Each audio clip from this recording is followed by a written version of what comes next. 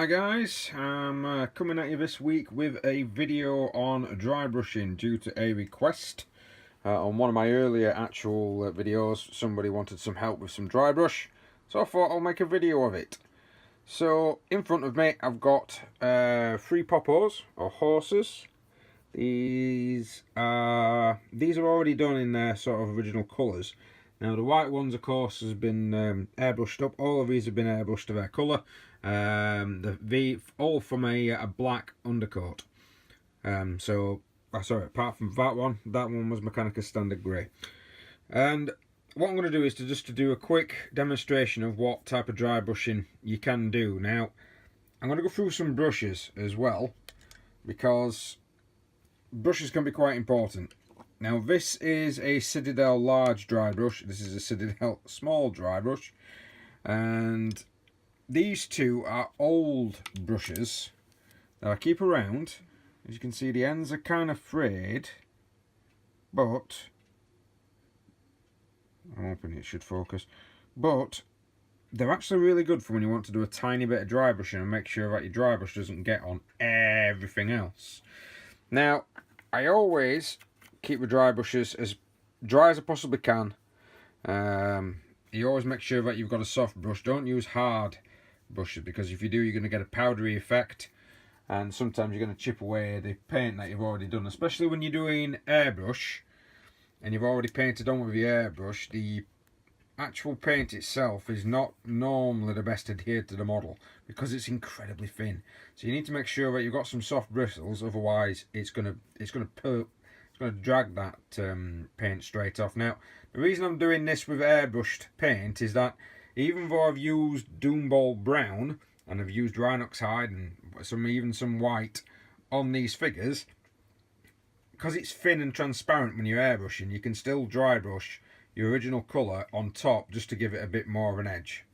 Now you should always start with your lightest colour and then go down to your darkest colour, simply because if you go on to your dark colour, you're going to have to completely clean your brushes properly. Now for brush cleaning, I do use Masters brush soap. I think majority of people do. It's quite easy to get hold of. You can actually get it from Amazon, and quite a few local hobby stores in your area will probably actually have it as well. This is good to make sure that you're going to clean your brushes with, but if you're going straight to the dark stuff like the Rhinox Hide and you're trying to do dry brush white sky, you'll find that your brush, no matter how hard you clean it, it's still probably going to have a little bit of Rhinox Hide unless you clean it properly. And you know what I mean by cleaning it properly is some little quite warm water, going it into your brush soap, making sure it's all off, letting it air dry. You're not going to be able to do a lot of dry brushing when you're having to re-wash your brushes all the time at the moment.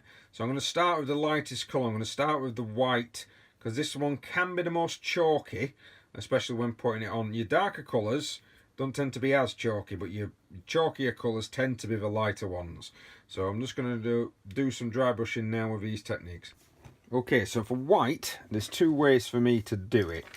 You can use a palette as well. I just tend to put some on there, get rid of the brush off as much as possible. I use a paper towel and I actually move it across the paper towel, and then on the back of your palm, give it a, and I don't know if you'll be able to see that because of a light, but it's picking up all the little ridges in my skin. When it does that, I know that it's not heavily loaded, and I can then just gently run this over the figure. Now sometimes you want to run it, I will personally run it everywhere, but I will run it primarily against the grain. So if something's got something sticking out, try and catch it as if you're doing an edge highlight with the white. Now sometimes with the larger brushes, I always use a larger brush when I'm doing a lot of surface area. I'll sometimes use that and go against the actual grain rather than doing it that way. And again, if you're only putting a bit on, you can build it up like layers. So just build it up like layers. With dry brushing, I don't thin it, because you're not wanting a thin consistency. Don't get me wrong, if something's really thick, bulky and chalky, put it in a palette first, which is why I've got a palette here and you can test it out. I know that my white scar's alright. And again, if you go over it sometimes again, you'll build up a layer. Painting is patience, but when you're using an airbrush, you've got the time to be able to do this. So I'm not quite sure if you can see it, but I can on my side. That's actually got a lot of the raised edges is now whiter than before, because I've airbrushed the white on, and the airbrush of the white is on top of a grey, so it looks a little, so that's what it was like before. And if you can probably see, it has picked up some of those edges and just defined them just a little bit. That's all I'm after. I'm not after miracles. So going down my colours, I'm going back on the Scrag Brown. Now can you see I'm not loading this up with loads. There's a little tiny bit, again, straight from the pot. It's a little bit. Hold your brush. Don't get cheap kitchen roll. And sometimes with the kitchen roll, because it's not white, you can actually see where it's patterned itself. So when you know you're ready for a dry brush. Again, gently. Now surprisingly, I've actually used this colour as one of the colours on here. And now it's using itself as a highlight. Again, this is simply because I've gone onto a dark base, and I tend to find when you airbrush, it's like when you airbrush orange, always use a pure orange and then use a yellow as the highlight. Whereas normally I go for like a, if I were hand painting it, I'd go for like a red. So get everywhere where you think it needs to be.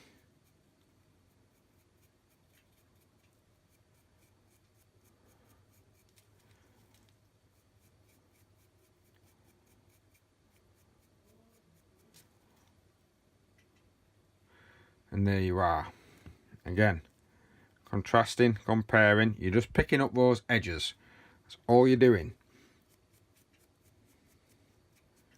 You're doing it in a gentle way, and it's not coming out powdery. Sometimes what I'll do as well, this is a bit of a tip, I'll avoid wetting the brush. Because sometimes the bristles, it's a paintbrush, so it absorbs. And it will absorb. Hence another reason why I go from light to dark. It will sometimes absorb the water and you can't get it all out. And then when you try and dry brush, it's too runny. And then it just gets everywhere. And you don't end up with a decent looking figure. You just end up with a bit of a mess. Like a hodgepodge paint job.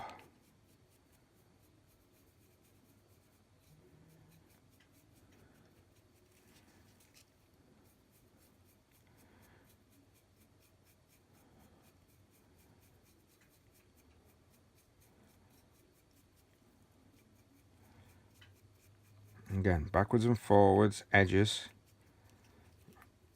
Just wanting to pick out.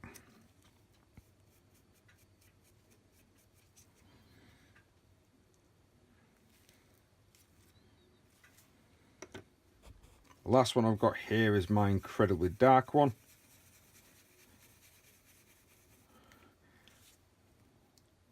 And just now you'll not get a lot of detail pickup. But I'm not looking for a lot of detail pickup. I might have to do this one. With it being darker, sometimes you have to do a bit more heavy. Not too heavy that you're rubbing off that paint, but sometimes just a little bit heavier than normal. Just so that you're catching those edges. Again, I have not wet the brush. Try if you can just to dry brush a couple of things. Sometimes I have a couple of dry brushes, which is why this has got a marker on it. This is for lighter colours. So if I am having to do several areas and dry brushing it, I'll use, because I do have another one as well, I'll use 2 dry brushes. It's always nice to have a collection. And that's just subtle, very picked up those edges. And sometimes as well, if you do find it a little, I mean, it depends on how you like to paint. I will end up inking these models after a while. So effectively I will then put ink all over the actual figure just to darken it down a little bit, because I'm wanting to look, especially these horses here, these dark horses, a dark horse, these dark horses, I'm wanting to look even darker, so I'm going to be Agrax Earth shading all of that figure. And with the lighter horse, I'm probably going to be doing an Agrax Earth shade on some, and then like a Recon Flash shade on others. So I'm just using some inks to draw it out, and that will also mute down in case you have kind of powdered with anything. And then, like I say, now I'm cleaning my brush, and there's a lot of water in that. And then when you've done with your brushes, like I say, Masters soap. It's good stuff, and it normally looks like that. And I've got glue tack all over the lid, so I'm not showing you that. Well, that's it. That's a quick, simple guide on how to dry brush, asked for by one of my subscribers. So shout out to Matthias Muller. I hope I'm saying that correctly. Matthias, thank you very much for asking for this video. I hope that you do watch it, because you never know with subscriptions on YouTube. But yeah, if anybody's got any comments on what they actually want to watch, want to see me do some demonstrations, I'm not an expert. I'm nowhere near am I going to ever win a Golden Demon.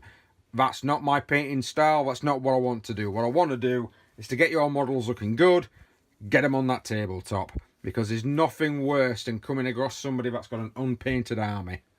Or, if you're like me and you don't paint and you don't play with the figures until you've painted them, there's nothing worse than having boxes and boxes and boxes of figures that are not done.